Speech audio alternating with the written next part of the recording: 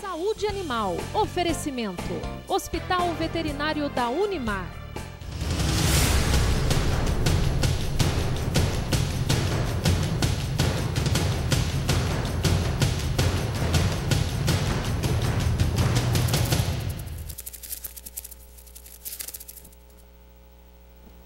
Olá, sejam bem-vindos. Começa agora mais uma edição do nosso programa Saúde Animal e é com muita alegria que sempre às quartas-feiras, para quem nos acompanha, não é, as edições ao vivo, às quartas-feiras à noite, nós temos sempre convidados especiais com temas importantes relacionados principalmente à medicina veterinária, graças à parceria com o Hospital Veterinário da Universidade de Marília. E eu gosto sempre de frisar, né, que a idealização desse programa, desse projeto, é do professor Dr. Fábio Manhoso, a quem nós agradecemos, né, em todas as nossas edições. Hoje, por exemplo, nós vamos falar de um tema muito comum, né, e que sempre pega os proprietários, né, dos seus animaizinhos de estimação, sempre pega todos de surpresa. Por mais que nós já conheçamos um pouquinho desse assunto, mas ele é muito difícil, muito delicado, né, e abala a família toda quando o animal sucumbe a essa doença. Nós vamos falar sobre sinomose canina e quem explica um pouquinho mais para a gente aqui é a doutora Amanda Sarita Cruz, médica veterinária residente do Hospital Veterinário da Universidade de Marília.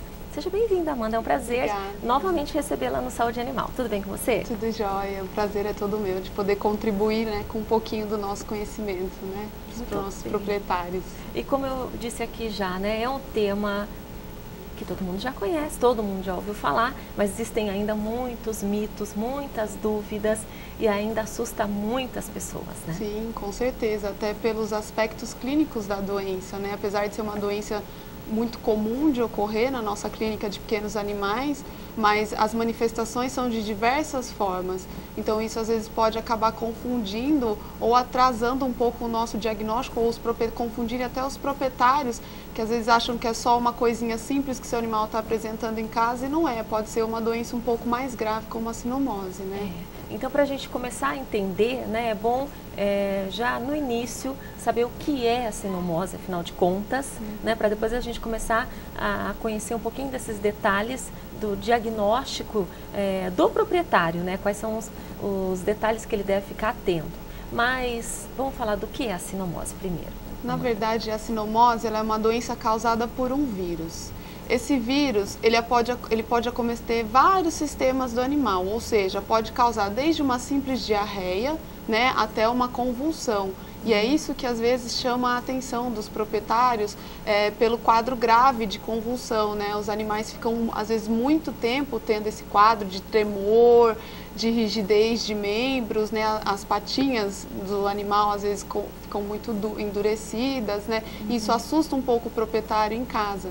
Mas como essas convulsões podem ocorrer não vários dias seguidos, às vezes o proprietário fala, não, vou esperar, acho que vai passar, e na verdade é que o vírus já se manifestou e a tendência aí é só piorar. Fora isso também, o que às vezes pode enganar um pouco é que às vezes o animal tem uma simples secreção nos olhos, aquele famoso, está com o olhinho um pouco amarelado no cantinho, e não é isso, já pode sim ser um começo de sinomose. É isso que nós precisamos nos atentar. Até mesmo uma simples tosse, que às vezes a gente acha, se engasgou com alguma coisa, e não. A tosse ou uma dificuldade respiratória já é o suficiente também para nos indicar que pode ser um começo de sinomose. Por isso que a gente indica os proprietários já estar procurando um médico veterinário, né, para a gente investigar se é mesmo ou se porque tem vários diagnósticos diferenciais. E se for a sinomose, nosso grande problema é que às vezes começa só com uma tosse e pode acometer o sistema nervoso do animal, que é quando a fase já se torna irreversível, né? E como o animal é infectado? Como acontece esse processo? Na verdade, esse processo acontece quando os animais têm contato com secreções ou excreções de outros animais, ou seja, justamente esse olhinho que fica com uma ramelinha que a gente fala às vezes, né? Ou às vezes uma secreção nasal que a gente fala, também pelas fezes, o contato com essas fezes, né? Ou por aerossóis, ou seja, a inalação do vírus também é um meio de contaminação. E isso não é visível aos nossos olhos. Por né? mais que o animal fique dentro de casa, né? Num espaço ali fechado, mas pelo ar, às vezes de um vizinho, não Sim, é? É possível. Normalmente o ambiente em que um animal infectado pela doença está, ele fica contaminado com o vírus consegue ficar ativo no ambiente.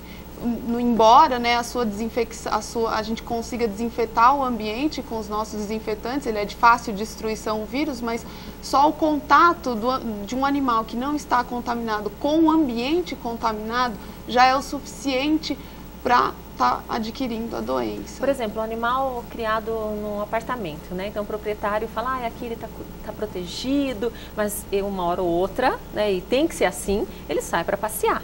Sim. Ele pode ser infectado nesse momento. Pode ser infectado nesse momento. Às vezes uma simples voltinha que a gente acha que estamos no famoso bem-estar animal, né? O proprietário quer levar o seu animal para dar uma volta e é justamente nessa volta que pode ocorrer, o animal pode contrair a doença, né? O que é importante nisso tudo é a vacinação do animal. É isso que nós tentamos focar para os nossos proprietários, a importância da vacinação. Que às vezes eles dizem, não vou vacinar, tá tudo bem, meu cachorro não vai pegar, e acaba pegando. Então, né? A melhor maneira de proteger, né? Claro, posse responsável é isso. Sim, né? Não é só certeza. Levar para passear, ou então tá sempre com banho em dia, melhor raçãozinha, mas aí leva para passear, fala, não, passei 2 vezes por dia com o animal.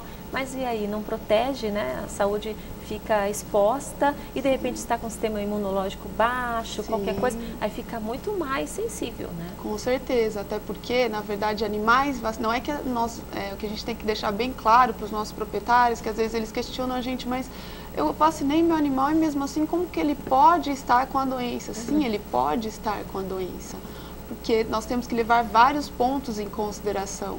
A vacina tem que ser de qualidade. Leve seu animal para ser vacinado num local de confiança, né? Tem que ser de uma qualidade boa a vacina.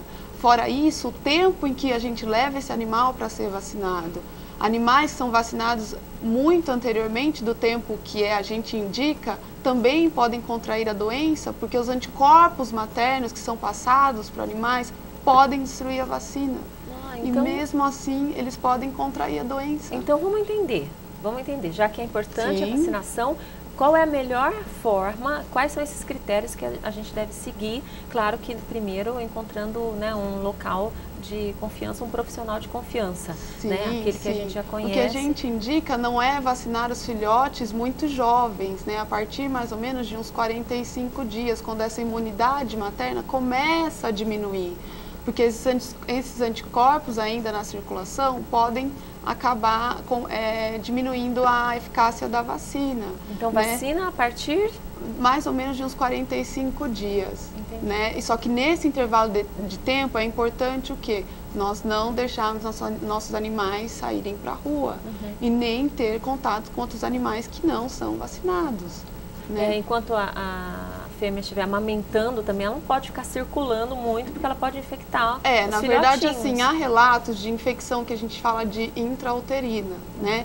Mas isso é raro, mas pode acontecer. E aí, quando a mãe se infecta durante a gestação, ela pode acabar tendo filhotes que vão nascer já mortos, né? Ou então nascem muito imunocomprometidos e a partir daí eles não conseguem se desenvolver, né? Fora isso, se o animal já tiver com alguma doença ou já tiver com uma febre, por exemplo, de 39,9, né, que já é uma febre alta, também não adianta vacinar, porque isso vai interferir na eficácia da vacina.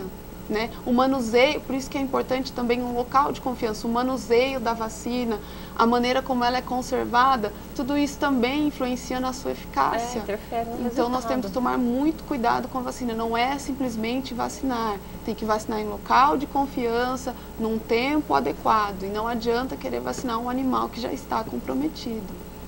Porque é aí que a gente vê, né, esses relatos das pessoas que se dedicam, né, porque são vários dias de tratamento, com soro, internação, vacinas, né, e aí a pessoa se desdobra, né, para fazer tudo. Aí ela fala, olha, eu fiz de tudo, gastei o que eu tinha, o que não tinha. E aí que está a história, a prevenção sempre é mais barata, é mais econômica. Com certeza, né? Às vezes os proprietários assustam um pouco com os valores da vacina, né? E não é isso o que vai influenciar. Claro, os animais têm que ter as 3 doses quando filhotes, né? e depois revacinar anualmente, não adianta falar, nossa, doutor, mas eu vacinei o meu animal quando era filhote, as 3 doses, fui numa clínica de confiança. Mas tem que lembrar que tem que revacinar anualmente contra as doenças infecciosas. Então, todos os anos... Tem que vacinar, não só contra a raiva, que é o que a gente vê muito na nossa rotina, que vacina contra a raiva, porque tem a campanha. Mas tem que levar o seu animal numa clínica para vacinar contra as doenças infecciosas também. É manter aquela cadernetinha Sim, dele em dia. Com certeza. Não é? Tudo isso é de importância para evitar que o animal contraia a doença. E evitar aqueles estigmas e mitos que agora até a questão da vacina contra a raiva, né? Tem muita gente que já não quer mais também submeter Sim. o animal porque falam, né? Porque houve um problema, né? Com Sim, lote de vacinas. E agora até voltar, né, a conquistar a confiança dos proprietários, a gente percebeu uma última campanha, o ano passado, a dificuldade, né, de levar Sim. a população para vacinar os animais. Sim. Contra a raiva. Então, aí é um outro detalhe que dificulta mais também, né, o trabalho de vocês. Sim, com certeza, mas sempre nós procuramos estar orientando os nossos proprietários, orientar também os locais, como que deve ser feito, né, para a gente tentar controlar essas doenças, né. Bem, nós temos fotos. Sim, nós então temos vamos lá, fotos. vamos para as imagens para ver o que aqui você trouxe para a gente, para começar a entender aqui, ilustrar o melhor, né, desse... Aí, vamos começar a ver. Aqui, na verdade, é um cão com um estrabismo, né? Ou seja, nós notamos um desvio do eixo dos olhos, né? O que acontece aqui é quando o vírus ele pode dar esse sinal clínico porque acometeu o sistema nervoso do animal. Na verdade, não é um sinal muito perceptível, né? Aos olhos, às vezes, dos proprietários. Às vezes pode alguém pensar que é da raça, né? Sim, que tem o olho assim. Sim, com certeza. Mas, na verdade, um desvio do eixo dos olhos simplesmente já pode significar que está ocorrendo uma doença infecciosa, aí no caso a sinomose. Nesse caso dele, ele poderia ter esse sintoma, esse sinal, mas pode estar comendo normalmente, Sim. andando normalmente. Sim, dificilmente um animal que tem um sinal já neurológico, ou seja, de acometimento de sistema nervoso, vai apresentar só esse sinal. Entendi. Esse sinal sempre vai vir associado a outros sinais clínicos, né? Mas às vezes a gente não nota isso, o proprietário às vezes acha que não, tá tranquilo, tá tudo bem, não é bem assim. Já tem um outro sinal associado que às vezes passou meio despercebido. Entendi, aí, né? Depois é muito rápido, né? Sim. Aqui, como eu citei, né, um animal com secreção ocular, né? Que às vezes a gente acha, é só uma conjuntivite, como a gente costuma ouvir bastante, e não é. Um animal que tem sinomose já pode começar simplesmente com esse sinal clínico. Né? O que nós vemos é que às vezes os animais começam com, como eu falei, a secreção ocular, uma tosse, uma dificuldade respiratória, e depois disso ele evolui para um sinal neurológico, né? Uma convulsão, fica com dificuldade de andar, né? Então a gente já tem que se atentar quando começa esse sinal clínico para... Aqui é um animal que tem, não sei se vocês podem notar ali, uma alteração no plano nasal. Sim. Isso a gente chama, a gente usa o termo como hiperqueratose, né? Ou seja, o vírus ele acomete as células basais da pele e por isso acaba tendo essa alteração, né, no plano nasal do animal. Então traduz pra gente, células basais da pele, né? É um tipo de célula que a gente tem, eles têm, né, na pele, e aí quando o vírus se instala nesse tipo de célula, ele atinge, né, essas células, ele acaba alterando a sua conformação. E aí, por isso, o animal acaba tendo um sinal também dermatológico, ou seja, não só gastrointestinal, não só sinal respiratório, não só um sinal neurológico, mas também um sinal dermatológico, né? Entendi, que aí dificilmente a gente também associaria, né? Sim, com certeza. E aqui também é um outro sinal dermatológico, que aí também a gente jamais associaríamos que isso pode ser sinomose, só a partir daí. Ou seja, o que acontece aqui também é alteração nos coxins, né, nas almofadinhas dos animais. Aqui também tem hiperqueratose, pelo mesmo motivo que eu já citei anteriormente, ou seja, um sinal simplesmente dermatológico, mas que já pode ser uma doença de grande gravidade, né? Já tem alteração ali na pele. Sim, com certeza. E também é um ponto que a gente mal consegue identificar, porque a gente não... Jamais olharíamos esse local no nosso animal, né? A gente não tem noção, às vezes, né, da diferença do que é normal, do que não é normal. Com certeza, até porque visivelmente, né, para quem não está na rotina todo dia, não vai notar nada. Perceber. Mas ao toque podemos perceber que também é um pouco mais áspero ali a região. Uma calosidade. Isso. É bom porque quem está em casa pode fazer o toque, né? Com certeza. Sentir, ver. Com certeza. Olha só, gente, que diferente, né? Aqui é um animal que ele tem o que nós chamamos de head tilt, ou seja, ele tem uma cabeça, vamos dizer que ela está para o lado, né? Está pendida para o lado. Normalmente, quando os animais eles já estão nessa fase, né, de viremia, aí a gente já classifica como um quadro irreversível. Ou seja, o vírus já se instalou no sistema nervoso e é aí que é a grande dificuldade dos veterinários em conseguir reverter. A maioria dos animais, quando chega num sinal neurológico, a gente já não tem muito recurso para isso. Né? A gente até tenta entrar com algumas medicações, mas como o vírus já está assim instalado e ele tem grande afinidade pelo sistema nervoso também, pelo tipo de proteína que ele tem em sua composição, a proteína H, é uma proteína que a gente chama de que ela tem uma certa capacidade de neuroinvasividade, ou seja, por causa da presença dessa proteína que o vírus tem, ele consegue causar vários tipos de sinais neurológicos. E também o vírus, dependendo do local do sistema nervoso que ele acomete, vai dar as diferentes manifestações neurológicas. Uma simples alteração ocular, alteração aqui como nós estamos vendo, em posição da cabeça. Ele já não consegue controlar, né? Não. Ele já é controlado. Não, já é controlado. Então, difícil, controlado. Né? E aí nesse grau mesmo aí de problema, ele já também certamente não tem mais controle em nenhuma situação, né? Para se alimentar. Sim. Quer dizer, já fica apático, abatido. Sim. Diminui o apetite, né? Não consegue. É bem complicado, porque às vezes no início o animal pode somente apresentar um sinal neurológico, ou seja, a cabeça pode simplesmente se deslocar para o lado. E ainda o animal está se alimentando, está interagindo com o proprietário, apesar de chamar muita atenção, né? Um sinal clínico desse, aos olhos do proprietário, isso pode assustar um pouco. E tem outras afecções que também geram esse quadro, que também levam a isso.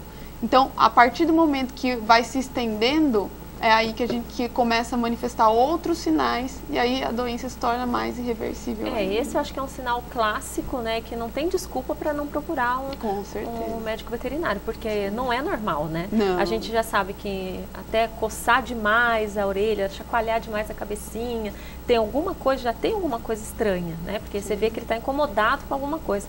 Imagina quando já não consegue controlar a cabeça, né? Então não tem nem que esperar um dia ou dois, já tem que correr, porque não há desculpa.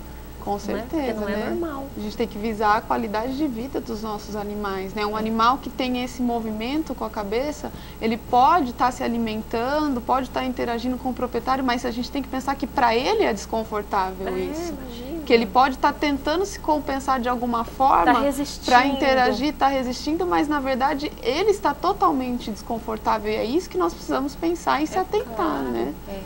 Nossa, é uma situação bem delicada. Aí quando você disse, né, que é um quadro irreversível, chega esse animal para vocês. A partir daí, o que acontece? Porque tem essa questão ética, né, o cuidado com também como vai lidar com esse proprietário. Obviamente, né, que vocês também fazem tudo o que está ao alcance. Né? Como é que é essa relação a partir do momento que vocês falam, olha, aqui, a partir desse momento é irreversível. Então, qual que é o caminho? Diminuir o sofrimento, né, melhorar as condições de sobrevida, né, porque não tem mais qualidade de vida nesse caso. Como é que é a partir desse passo, né, que você falou, irreversível? O que acontece? Na verdade, assim, quando o animal tem um sinal neurológico, quando ele chega pra gente assim, a gente já sabe que provavelmente o nosso prognóstico é desfavorável, né, ou seja, daqui pra frente a gente já não tem mais muito o que fazer.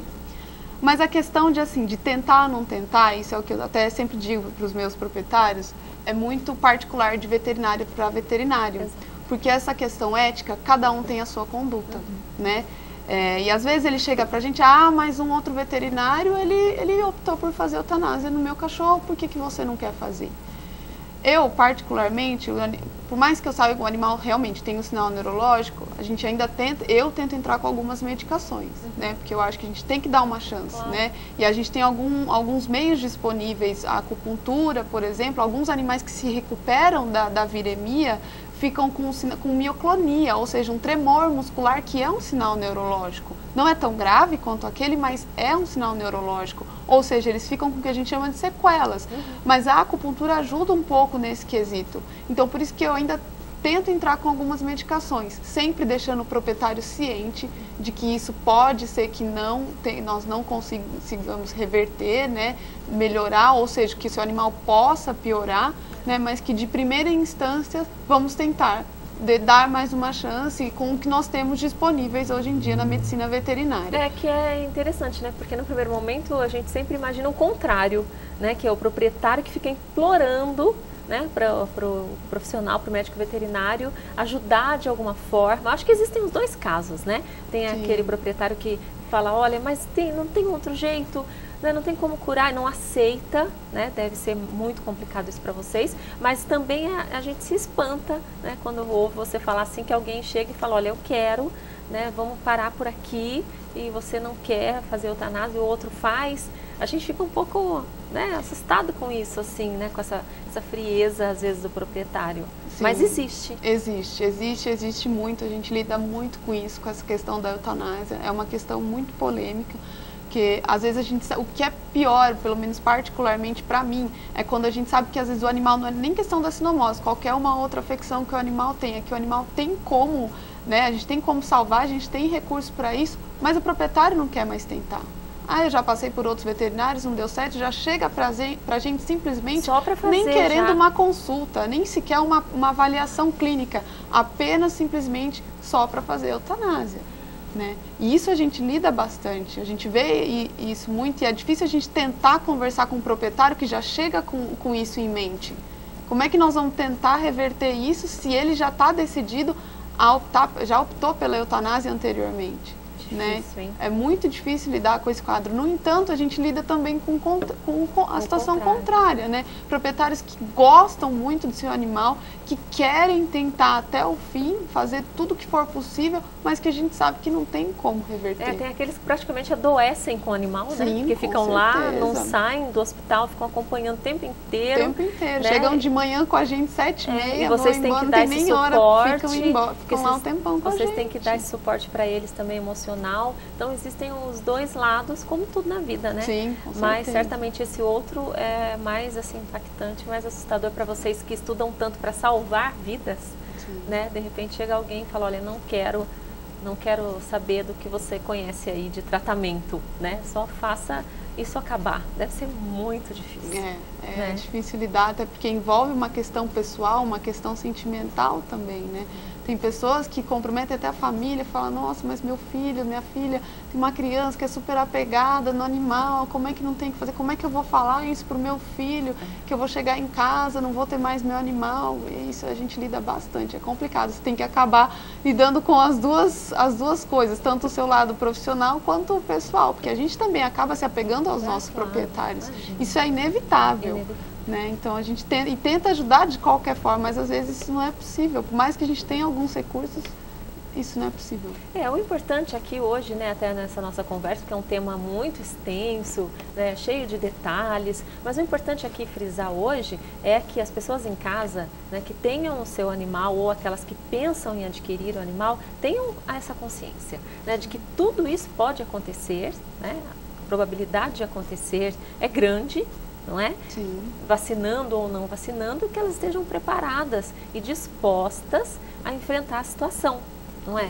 Então, isso que é o fundamental aqui da nossa conversa, que a doença existe, né? E continuará existindo, porque a gente não tem uma perspectiva assim, né, de eliminar definitivamente algo, né, como a sinomose. Existe alguma perspectiva assim de cura, de eliminação desse vírus, algo que... Não, tem, na né? verdade Porque... nós ainda não temos, não tem nenhum estudo que comprove com certeza que nós vamos conseguir eliminar o vírus. A única coisa que ainda temos disponíveis realmente são as formas de prevenção, que é a vacinação. No entanto, o que nós sabemos nos últimos estudos é que estão surgindo diferentes cepas do vírus, vamos dizer subclasses do vírus. Na verdade, tem o que a gente chama de um sorotipo, mas o vírus tem várias linhagens. E isso também é uma das causas que, às vezes, nós temos o insucesso da vacinação. Às vezes, a vacina foi elaborada com uma certa linhagem, mas, na verdade, o vírus já Ele sofreu vai mutações. reprogramando. Pois é, e já tem uma outra linhagem, o que dificulta mais ainda o nosso trabalho. E esse trânsito dos animais, né, de uma cidade para outra, de um país para outro, isso também contribui para surgir novas, eles contaminarem com outras cepas e trazerem outras cepas para o seu próprio local, né? Isso é muito complicado. E antes de finalizarmos aqui, só para, né, também fazer um alerta para as pessoas em casa, né, que eu tinha essa dúvida, alguém em casa às vezes também pode ter, em relação à sinomose nos cães. Só em cães, não em gatos. Então, vamos só deixar aqui essa Sim, com essa certeza. É, né, uma doença que acomete somente cães. Gatos não são acometidos, eles têm uma resistência a esse tipo de vírus. Na verdade, o que a gente sabe é que podem acometer animais silvestres, ou seja, animais da família Felidae, mas no caso os tigres, leopardos, a gente sabe que acomete também, né? Lobos também podem acometer, né? Mas nos casos dos nossos animais domésticos, somente os cães. Os gatos não contraem a doença. São mais resistentes. São mais resistentes. Mas também precisam de vacina. Com certeza. Tem as suas doenças específicas, cada vacina para a própria espécie para prevenir, né? E agora então mais algumas dicas assim práticas, né? Para quem passou por esse problema, como é que deve se comportar em casa, né? Se tiver outro animal, né? Ou se não tem mais nenhum animal, depois quer adquirir um novo animal, então perdeu seu animal de estimação para a sinomose, como é que ele deve proceder, né? Passado todo esse sofrimento, o que acontece na rotina dessa família, na casa, para manter um outro animal ou para receber um outro animal?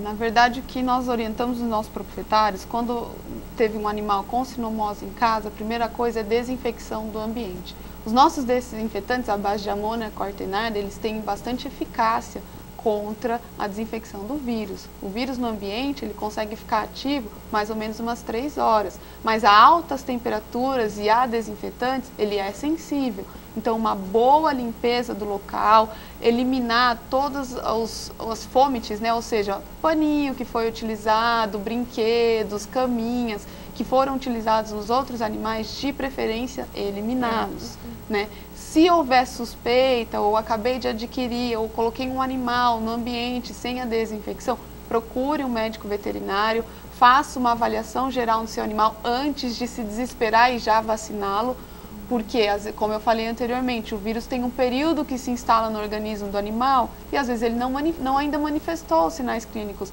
Um período de 3 semanas que o vírus já está inoculado no animal, mas que às vezes ele está bem, não apresentou nenhum sinal clínico. Então não adianta vacinar nesse período também. Mas com exames eu consigo detectar. Com exames nós conseguimos. Na verdade, existem exames específicos, né? Nós temos exames laboratoriais, exames de sangue sugerem para nós, mas não são o que confirma. Nós mandamos, né? Fazemos um exame que chama PCR, manda uma amostra do sangue para laboratórios que fazem esse tipo de exame e aí conseguimos detectar outras formas também a partir, né, de citologia, de histopatologia, mas não é o caso, né? Para prevenir mesmo, né, fazer uma avaliação geral e tem exames específicos que nós conseguimos detectar se o animal tem ou não tem. Fica uma dica interessante, né, para quem vai adquirir um filhote ou para quem vai adotar um animal, né? Então você que adotou, acabou de adotar, parabéns, mas já leve lá para o hospital veterinário para fazer esse check-up, não é? Porque também quem adota, aí é mais complicado, né? Não sabe o histórico do animal, de repente já adota um animal adulto. Então, mais importante ainda, porque traz o animal para dentro de casa, às vezes você já tem outros animais, aí é mais importante ainda fazer esse check-up. Com certeza, né? Até porque às vezes as pessoas pegam os animais da rua e não sabem se eles estavam contaminados ou não, ou até pegam um filhote de algum amigo, de algum conhecido e não sabe se naquele ambiente houve óbito de algum animal com sinomose. O animal já pode ter ido a óbito, mas ainda o vírus está instalado no ambiente. Então, por isso que é importante, assim que adquirir um novo animal, né, no ambiente domiciliar, procurar um médico veterinário para a gente fazer um check-up. Tudo bem, é simples assim. Então, é só ter boa vontade, se organizar, e já que vai ter o animal, tem que se organizar para fazer isso. Com certeza. E só queria agradecer a sua participação, mas antes eu tenho só que dar um recadinho aqui para falar sobre a residência, né, em medicina veterinária, porque as inscrições para o processo seletivo seguem até o próximo dia 31, se não me engano. É isso mesmo, olha, são oferecidas 7 vagas em 5 especialidades que podem durar de 1 a 2 anos. As inscrições lá no próprio Hospital Veterinário até o dia 31 de janeiro. Lembrando que o programa, né, de residência é reconhecido pelo MEC e também pelo Conselho Federal de Medicina Veterinária. Mais uma vez, obrigada, Amanda, pela participação e te espero outras vezes aqui no nosso Saúde Animal. Com certeza, muito obrigada. Boa noite a todos. Muito obrigada. Até a próxima. Até a próxima. Olha, nós vamos encerrando aqui mais uma edição do nosso Saúde Animal. Na semana que vem, mais outro programa inédito, com muitas informações. E você sempre aí do outro lado fazendo companhia, enviando suas sugestões. Participe, porque você aqui, né, é uma peça fundamental para que a gente possa trazer temas interessantes para todos nós. Obrigada por tudo e até semana que vem. Tchau. Saúde Animal. Oferecimento. Hospital Veterinário da Unimar.